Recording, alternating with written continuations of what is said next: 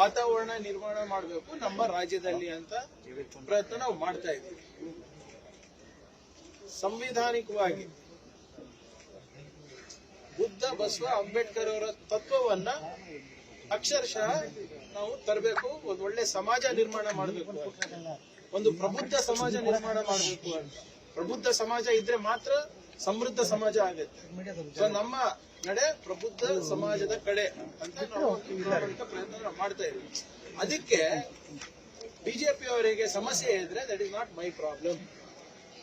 ನೀವು ಹೋಗಿ ಕೇಶವ್ ಕೃಪಾ ಹತ್ರ ಹೋಗಿ ಏನಾದ್ರೂ ಬಾಯ್ ಪಡ್ಕೊಳ್ಳಿ. ನಮ್ಮ ಬಗ್ಗೆ ವೈಯಕ್ತಿಕ ಟೀಕೆ ಮಾಡ್ತಾ ಇರೋದು ಹೊರತು ನನ್ನ ಪ್ರಶ್ನೆಗಳಿಗೆ ಉತ್ತರ ನಿಮ್ಮ ಹತ್ರ ಇಲ್ಲ. ನಿಮ್ಮ ಮಕ್ಕಳು ಯಾಕೆ ಈ ಸಂಘಟನೆಗಳ ಜೊತೆ ಇಲ್ಲ, ಈ ಸಂಘಗಳಲ್ಲಿ ಶಾಖೆಗಳಲ್ಲಿ ಇಲ್ಲ, ಅಷ್ಟೇ ಪ್ರಶ್ನೆ ನಂದು ಸರ್. ತಾಕತ್ತಿದ್ರೆ ಬ್ಯಾನ್ ಮಾಡಿ, ತಾಕತ್ತಿದ್ರೆ ಅದು ಮಾಡಿ, ಅಷ್ಟೇನಾ ನಿಮ್ದು? ನಿರ್ಭೀತ, ನಿಷ್ಪಕ್ಷಪಾತ, ವಿಶ್ವಾಸಾರ್ಹ ಸುದ್ದಿಗಳಿಗೆ ಮತ್ತೊಂದು ಹೆಸರಾಗಿರೋ ನ್ಯೂಸ್18 ಕನ್ನಡ ಈಗ ಆಪ್ನಲ್ಲೂ ಲಭ್ಯ ಇದೆ. ದಯವಿಟ್ಟು ಇಲ್ಲಿರೋ QR ಕೋಡ್ ಅನ್ನ ಸ್ಕ್ಯಾನ್ ಮಾಡಿಕೊಂಡು ಆಪ್ ಡೌನ್ಲೋಡ್ ಮಾಡೋದಕ್ಕೆ ಮರಿಬೇಡಿ. ನಿಮ್ಮ ಬೆಂಬಲ ಹೀಗೆ ಸದಾ ನಮ್ಮೊಂದಿಗಿರಲಿ. ಧನ್ಯವಾದ. ನನ್ನ ಪ್ರಶ್ನೆಗೆ ಉತ್ತರ ಎಲ್ಲಿದೆ? ನಿಮ್ಮ ಮಕ್ಕಳೆಲ್ಲ ಯಾಕಿಲ್ಲ ಈ ಆಲೋಚನೆಯಲ್ಲಿ, ಈ ಶಾಖೆಗಳಲ್ಲಿ?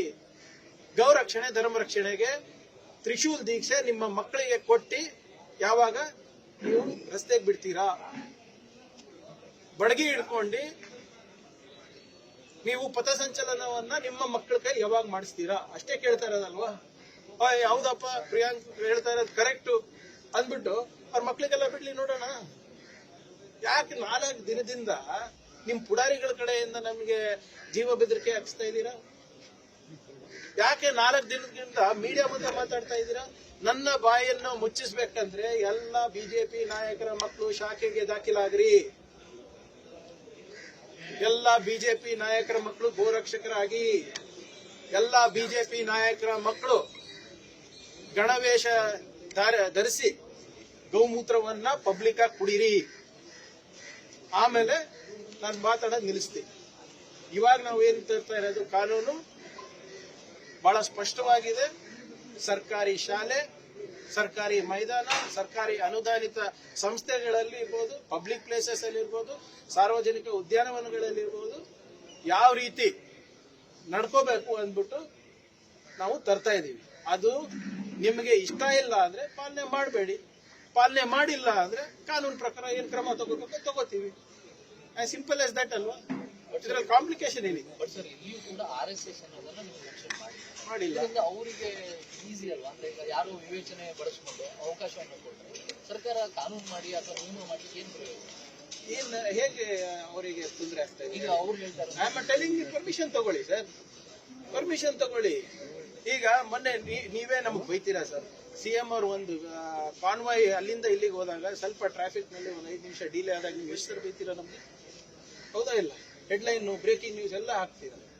ಇವರು ಮೊನ್ನೆ ಇದೇ ಬೆಂಗಳೂರು ನಗರದಲ್ಲಿ 3 ಕಡೆಯಿಂದ ಪಥಸಂಚಲನ ಮಾಡಿದ್ರು. ಯಾಕೆ ಪರ್ಮಿಷನ್ ತಗೊಂಡಿದ್ರು? ಲಾಠಿಗಳು ಇಟ್ಕೊಳ್ಳೋದು ಏನು ಅವಶ್ಯಕತೆ ಸರ್? ಇವರು ಅಷ್ಟು ಶಾಂತಿ ಪ್ರಿಯರಿದ್ರೆ ಏನಕ್ಕೆ ಬಡಗಿ ತಗೊಂಡು ಓಡಾಡ್ತಾ ಇದ್ದಾರೆ? ಯಾವ ಧರ್ಮದಲ್ಲಿ ಇದೆ ಸರ್ ನೀವು ಬಡಗಿ ತಗೊಂಡು ಓಡಾಡ್ಬೇಕಂತ? ಯಾವ ಗ್ರಂಥದಲ್ಲಿ ಇದೆ ಸರ್ ನೀವು ಲಾಂಗು ಮಚ್ಚು ಕತ್ತಿ ಇಟ್ಕೊಂಡು ಓಡಾಡ್ಬೇಕು ಅಂತ? ಆಮೇಲೆ ನಾವು ಅವ್ರ ಹೆಸರೇ ಪ್ರಸ್ತಾಪ ಮಾಡಿಲ್ಲ ಅಂದ್ರೆ ಇವ್ರಿಗೇನ್ ಸಮಸ್ಯೆ? ಗೌರ್ಮೆಂಟ್ ಆರ್ಡರ್ ಹೌದಪ್ಪ, ಯಾವ್ದೋ ಒಂದು ಆರ್ಗನೈಸೇಷನ್ ಬರ್ತಾ ಇದೆ ಅಂತ ಹೇಳಿದ್ರೆ ಮಾಡಿ. ಆ ಕಾನೂನು ನನಗೂ ಅನ್ವಯಿಸ್ತದೆ, ನಿಮಗೂ ಅನ್ವಯಿಸ್ತದೆ. ಅದಕ್ಕೆ ಯಾಕೆ ಹೆದರಿಕೆ? ಅಕ್ಟೋಬರ್ 23ಕ್ಕೆ ಕಲಬುರಗಿಯಲ್ಲಿಯೇ ಪಥಸಂಚಲನ ಹಮ್ಮಿಕೊಂಡಿದ್ದಾರೆ. ಮಾಡ್ಲಿ, ಪರ್ಮಿಷನ್ ತಗೊಳ್ಳಿ ಫಸ್ಟ್. ಅಕ್ಟೋಬರ್ 23ಕ್ಕೆ ಯಾಕೆ? ಅದೇ ದೀಪಾವಳಿ ಟೈಮಲ್ಲಿ ಮಾಡ್ಲಿ. ಯಾಕೆ ರಜಾ ಆದ್ಮೇಲೆ ಎಲ್ಲ ಇದು ಏನು ಸ್ವೀಟ್ ಗಿಟ್ ತಿಂದ ಆದ್ಮೇಲೆ ಹೋಳಿಗೆ ಊಟ ಆದ್ಮೇಲೆ ಬರ್ಬೇಕಂತ ಇದೆ. ನಾನು ಹೇಳ್ತಾ ಇಲ್ಲ, ಇವ್ರ ಅನುಕೂಲಕ್ಕೆ ರೀ ಅಷ್ಟೇ.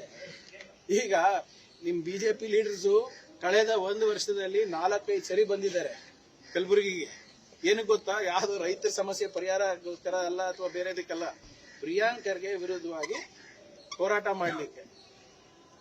ಮಾಡ್ಲಿ, ಪಥಸಂಚಲನ ಮಾಡ್ತಾರ ಮಾಡ್ಲಿ, ಯಾರು ಬೇಡ ಅಂದಿದ್ದಾರೆ. ಕೆಲವು ನಿಯಮಗಳಿರ್ತವೆ, ಮಾನದಂಡಗಳಿರ್ತವೆ. ಆದ್ರೆ ಈ ಸರಿ ಮಾತ್ರ ಬಿಜೆಪಿ ಮಕ್ಕಳೆಲ್ಲರೂ ಬರ್ಬೇಕು ನೋಡಿ.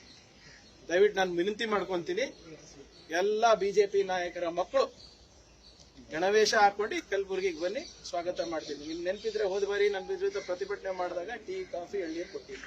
ಈ ಸರಿ ಬೇಕಾದ್ರೂ ಹೇಳಿದ್ರೆ ಅರೇಂಜ್ಮೆಂಟ್ ಮಾಡ್ತೀನಿ. ಕಲಬುರಗಿಯಲ್ಲೇ ಮಾಡ್ತಿದ್ದಾರೆ ಅಂದ್ರೆ ನಮಗೆ ಎಚ್ಚರಿಕೆ ಕೊಡ್ತಕ್ಕಂಥ ಒಂದು ಪ್ರಯತ್ನ ಸರ್. ನಾನು ಆಗ್ಲೇ ಎದ್ದಿದ್ದೀನಿ, ನೀನ್ ಎಚ್ಚರಿಕೆ ಅವೇಕಂಡ್, ನಾನು ಎಚ್ಚರ ಇದ್ದೀನಿ, ಅದಕ್ಕೆ ಮಾತಾಡ್ತಾ ಇರೋದು. ಏನ್ ಎಚ್ಚರಿಕೆ ಕೊಡ್ತಾರೆ ನನಗೆ?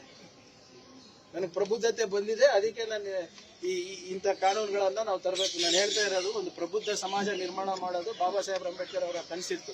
ಆ ಪ್ರಬುದ್ಧ ಸಮಾಜವನ್ನ ನಿರ್ಮಾಣ ಇವತ್ತೇನು ನಮ್ಗೆ ಜನರು ಆಶೀರ್ವಾದ ಮಾಡಿದರೆ ಅದ್ರ ಒಂದು ಪ್ರಾಮಾಣಿಕ ಪ್ರಯತ್ನ ನಾವು ಮಾಡ್ತಾ ಇದೀವಿ ನಮ್ಮ ಸರ್ಕಾರದಿಂದ. ಇವರೇನ್ರಿ ಎಚ್ಚರಿಕೆ ಕೊಡೋದು? ಇವ್ರಿಗೆ ಕಾನೂನಿನ ಅರಿವಿನ ಎಚ್ಚರಿಕೆ ನಾನು ಕೊಡ್ತಾ ಇದ್ದೀನಿ. Follow the law, fall in line. ಪ್ರಸ್ತಾವನೆಯಲ್ಲಿ ಕೂಡ ಡಿಜಿ ಪತ್ರ ಬರೆದಿದ್ದಾರೆ ಸರ್ಕಾರಕ್ಕೆ, ಈ ರೀತಿಯಾಗಿ ನಡೀತಾ ಇದೆ ಅಕ್ರಮ ಚಟುವಟಿಕೆಗಳು, ಅನುಮತಿ ತಗೊಳ್ಳದೆ ಮಾಡ್ತಾ ಇದೆ, ಇದು ಟ್ರೆಸ್ ಪಾಸಿಂಗ್ ಅನ್ನೋದನ್ನು ಕೂಡ ಉಲ್ಲೇಖ ಮಾಡಿದೆ. ಕಾನೂನು ಹಿಂದೆ ಇದ್ರೂ ಕೂಡ ಯಾಕೆ ಪೊಲೀಸ್ ಇಲಾಖೆ ಆಗ್ಲಿ ನೋಡಿ, ಯಾಕೆ ಜಾರಿ ಮಾಡಿ? ನಾನು ಹೇಳಿದ್ದೀನಲ್ಲ, ತಾವು ಈ ಪ್ರಶ್ನೆ ಕೇಳಿದ್ರಿ. ಎಜುಕೇಶನ್ ಡಿಪಾರ್ಟ್ಮೆಂಟ್ ನಲ್ಲಿ 2013ನಲ್ಲಿ ಜಗದೀಶ್ ಶೆಟ್ಟರ್ ಅವರು ಮುಖ್ಯಮಂತ್ರಿಗಳಿದ್ದಾಗ ಇಂಥ ಚಟುವಟಿಕೆಗಳು ನಡಿಬಾರದು ಅಂತ ಆದೇಶ ಹೊರಡಿಸಿದ್ರು. ಅವಾಗಿನ ಬಿಜೆಪಿ ಮುಖ್ಯಮಂತ್ರಿಗಳು, ಅವಾಗಿನ ಎಜುಕೇಶನ್ ಮಿನಿಸ್ಟರ್ಸ್, ಅವಾಗಿನ ಬಿಜೆಪಿ ನಾಯಕರೆಲ್ಲರೂ ಅವಾಗ ಯಾಕೆ ಇದನ್ನ ವಿರೋಧ ಮಾಡಿಲ್ಲ? ಅವಾಗ ಯಾಕೆ RSS ನವರು ವಿರೋಧ ಮಾಡಿಲ್ಲ? ಅದನ್ನ ಪುನರ್ ಉಚ್ಚರಿಸ್ತಾ ಇದೀವಿ ನಾವು. ಈಗ ಎಜುಕೇಶನ್ ಡಿಪಾರ್ಟ್ಮೆಂಟ್ ಅಲ್ಲಿ ಒಂದು ರೂಲ್ ಇದೆ, ನಮ್ಮ Karnataka public service conduct rules ಅಲ್ಲಿ ಒಂದಿದೆ, ನಮ್ಮ ಹೋಮ್ ಡಿಪಾರ್ಟ್ಮೆಂಟ್ ಅಲ್ಲಿ ಒಂದಿದೆ. ಎಲ್ಲಾನು ಸೇರಿಸಿ ಒಂದು ಗವರ್ಮೆಂಟ್ ಆರ್ಡರ್ ತರ್ತಾ ಇದೀವಿ. ಅದನ್ನ ಇವ್ರು ಯಾಕೆ ವಿರೋಧ ಮಾಡ್ತಾ ಇದ್ದಾರೆ?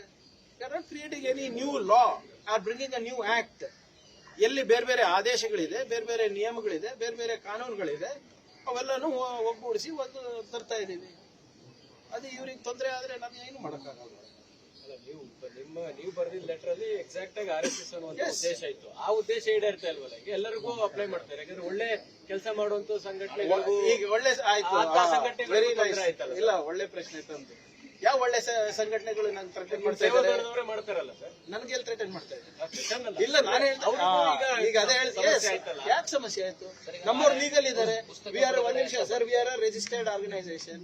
ನಾವು ಪರ್ಮಿಷನ್ ಕೇಳ್ತೀವಿ ಸರ್ಕಾರಕ್ಕೆ. ಹೌದಪ್ಪ, ಇವ್ರು ಮಾಡ್ತಾ ಇರೋದು, ಇವ್ರ ಉದ್ದೇಶಗಳು ಚೆನ್ನಾಗಿದೆ, ಇದರಿಂದ ಶಾಂತಿ ಕದಲಿಲ್ಲ, ಇದರಿಂದ ಕಾನೂನು ಸುವ್ಯವಸ್ಥೆಗೆ ಏನು ತೊಂದರೆ ಆಗೋದಿಲ್ಲ, ಪರ್ಮಿಷನ್ ಕೊಡ್ತಾರೆ. ಇಲ್ಲ ಅಂದ್ರೆ ಡಿನೈ ಮಾಡ್ತಾರೆ. ಈಗ ಮೊನ್ನೆ ಯೂತ್ ಕಾಂಗ್ರೆಸ್ ಅವರು ಒಂದು ಪ್ರತಿಭಟನೆ ಮಾಡ್ಬೇಕಂದಿದ್ರು, ಪರ್ಮಿಷನ್ ಕೊಟ್ಟಿಲ್ಲ, ನಮ್ಮ ಸರ್ಕಾರದ ಕೊಟ್ಟಿಲ್ಲ.